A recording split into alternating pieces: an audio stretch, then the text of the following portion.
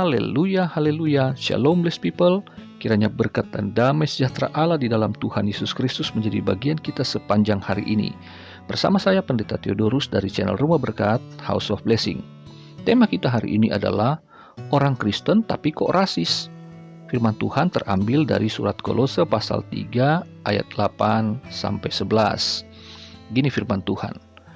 Tetapi sekarang buanglah semuanya ini, yaitu marah, geram, kejahatan, fitnah, dan kata-kata kotor yang keluar dari mulutmu.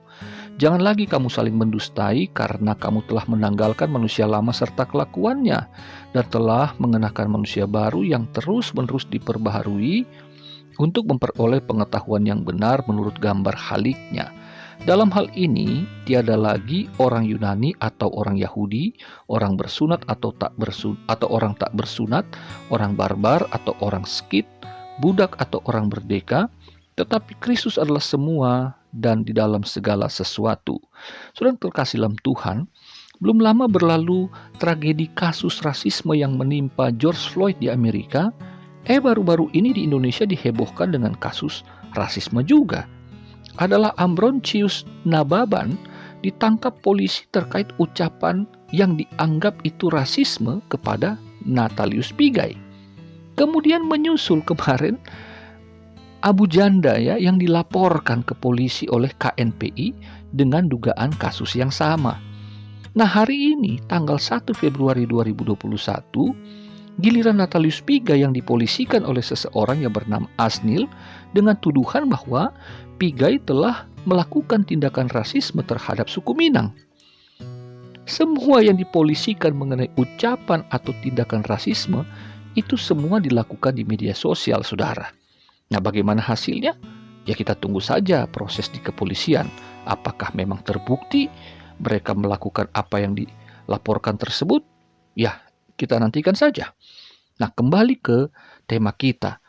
Orang Kristen tapi kok rasis? Emangnya orang Kristen bisa rasis, saudara? Jawabannya iya. Nah, kita dapat melihat contoh-contoh ya di dunia ini. Ada orang Kristen yang rasis itu, contohnya adalah Hitler. Hitler itu Kristen, saudara, dia ngakunya begitu ya. Dan Nazi yang berkuasa di Jerman di masa lalu itu juga isinya orang-orang Kristen. Dan di Amerika ada yang namanya satu perkumpulan namanya Ku Klux Klan. Itu mereka orang-orang Kristen, mereka punya gereja sendiri. Nah, baik Hitler, Nazi, atau Ku Klux Klan ini, mereka ini menyanjung supremasi kulit putihnya. Jadi kalau bukan orang kulit putih nggak berhak atau nggak pantas, nggak level lah untuk dapat memimpin dunia. Begitulah ya. Jadi kalau di Jerman dulu Nazi pernah membantai orang Yahudi, kemudian di Amerika Ku Klux Klan ini juga pernah dan sampai sekarang sih mereka masih mengintimidasi, mereka juga bahkan masih melakukan kekerasan, bahkan pembunuhan terhadap orang-orang dari ras non kulit putih, khususnya mereka yang berkulit hitam. Nah, saudara, jika Nazi dan Ku Klux Klan adalah para rasis yang menggunakan kekerasan dengan kejam, maka di masa kini juga di dunia digital itu banyak orang Kristen juga yang rasis dan kejam di media sosial, saudara. Coba saudara silakan lihat ya dan baca berita-berita di berbagai aplikasi atau platform dan bacalah kolom komentarnya. Ada begitu banyak nama-nama yang saya lihat, wah ini nama-nama orang Kristen. Ini ya kan ada ciri khasnya ya, nama-nama orang Kristen yang ikut berkomentar rasis setelah ada yang mendahuluinya. Artinya saudara, ada banyak orang Kristen yang terprovokasi dengan berita dan komentar orang lain dan akhirnya ikut-ikutan menjadi rasis, atau bahkan mungkin si orang Kristen ini yang mendahuluinya seperti kasus yang dilaporkan itu, bahwa dia sebagai orang Kristen atau orang Katolik ketika dia memulai ya mengucapkan apa yang dituduhkan itu, maka ternyata ada banyak orang yang mungkin tadinya cuman ya sepintas-sepintas lah, atau mungkin cuma dalam hati, cuma di pikiran yang nggak teraplikasikan. Kemudian setelah ada yang memancing, memprovokasi dengan kalimat-kalimat rasisme seperti itu, akhirnya yang lain ikut mendukung karena ketidaksukaan ya. Nah, kita lihat motor dari ucapan rasisme, baik itu melalui mulut atau jari-jari orang Kristen, Sesungguhnya itulah yang kita lihat dalam bentuk yang Paulus sampaikan di ayat 8 ayat pokok kita ya, Kolose pasal 3 itu. Coba lihat, tetapi sekarang buanglah semuanya ini, yaitu marah, geram, kejahatan, fitnah, dan kata-kata kotor yang keluar dari mulutmu. Saya tambahkan, atau jari-jarimu di masa kini. Karena di zaman Paulus kan belum ada HP. Tetapi sekarang, mulut kita itu lebih banyak dapat berbicara melalui jari-jari tangan kita di media sosial. Dan itu dibaca atau dilihat oleh banyak orang, saudara yang terkasih. Nah, kalau kita melihat kemudian ya, bahwa di ayat pokok itu Rasul Paulus menyuruh jemaat untuk membuang hal-hal yang tidak benar dari kehidupan mereka. Karena apa? Karena mereka sekarang adalah pengikut Kristus. Ya, jadi Paulus katakan di ayat 9, ayat 10, lupakan semua itu, tinggalkan, lupakan, dan kenakanlah manusia yang baru. Kamu bukan manusia lama yang hidup dalam dosa, yang hal-hal yang buruk-buruk tadi di ayat 8 itu hal yang biasa ya. Ayat 5, ayat 6 itu semua adalah masa lalu, kata Paulus. Kamu harus hidup berbeda, mencerminkan Kristus seperti gambar Sang Halik gitu, penciptamu, gambaran Tuhan gitu. Itu yang harus kamu tonjolkan. Tentu termasuk perkataan atau komentar-komentar kita di media sosial. Di Facebook coba baca, banyak orang Kristen yang ngomongnya bener. Ya, bikin ribut di situ, kadang-kadang juga memprovokasi orang. Waduh, luar biasa. Saya ngeri, saudara, melihat orang-orang Kristen yang seperti ini, bahkan banyak yang saya kenal. Saudara yang terkasih, Paulus sebagai rabi Yahudi pernah sangat rasis sebelum ia bertobat dan menjadi Kristen. Kita tahu ceritanya, bukan? Orang Yahudi itu rasis banget, saudara. Mereka merasa bahwa hanya mereka lah yang terbaik dan dikasihi oleh Tuhan karena dikatakan mereka dipilih Tuhan. Padahal sesungguhnya mereka ini salah tafsir. Ketika di Perjanjian Lama, Allah membagi kelompok bangsa Israel dan bangsa-bangsa kafir.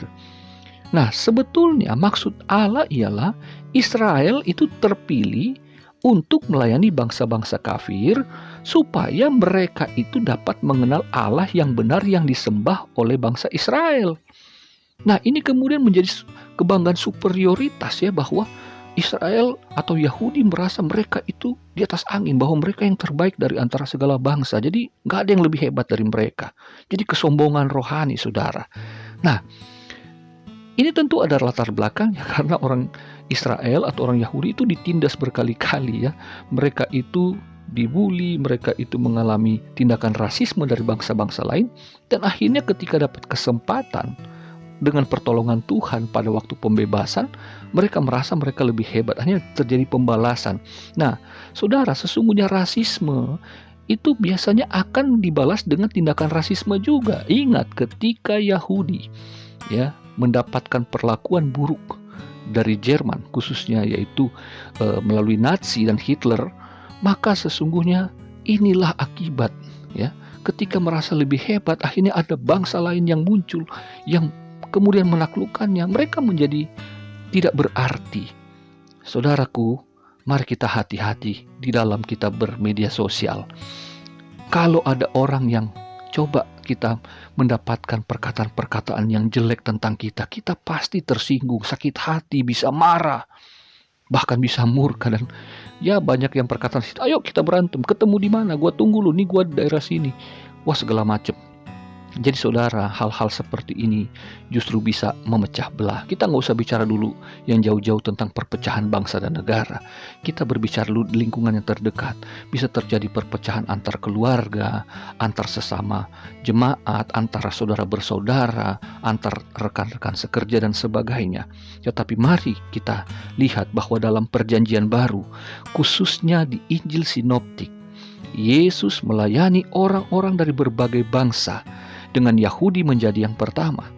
Kemudian Paulus menegaskan bahwa di dalam Kristus, bangsa-bangsa non-Yahudi itu telah dipersatukan dengan bangsa Yahudi oleh darah Kristus dalam Efesus pasal 2 ayat 13. Nah, sekarang secara untuk aplikasinya yang sederhana, bagaimana supaya orang Kristen tidak rasis, saudara? Ya tentu dengan mengingat apa kata Alkitab atau firman Tuhan. Yang pertama, kita harus mengingat saudara, bahwa semua orang sebagai ciptaan Tuhan yang setara. Kejadian 1 ayat 27. Jangan lupa saudara, dalam gambar Allah manusia itu diciptakan. Jadi kalau kita menghina orang lain, apalagi dengan rasisme, tentu kita sedang menghina Tuhan, pencipta manusia itu. Jadi ingat, kita semua setara. Yang kedua, semua orang berasal dari ras yang sama, yaitu manusia. Kejadian 1 ayat 28. Dan ingat, manusia itu adalah laki-laki dan perempuan. Setara. Gendernya setara, dan secara hakikat manusia itu semuanya setara. Jadi nggak boleh ada yang saling menindas atau merasa lebih hebat daripada yang lainnya.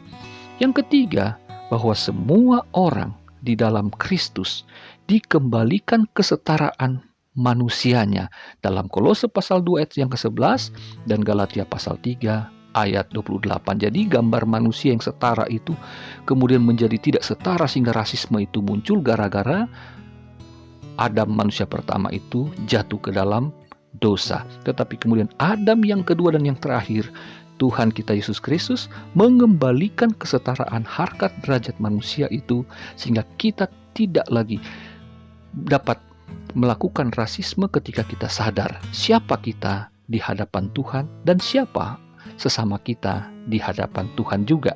Nah, itu sebabnya saudara yang terkasih dalam Tuhan, mari kita sama-sama saling menghargai, menghormati, kasihi Tuhan Allahmu dan kasihi juga sesamamu manusia seperti dirimu sendiri. Kiranya jadi berkat bagi saudara sekalian. Selamat beraktivitas. Tuhan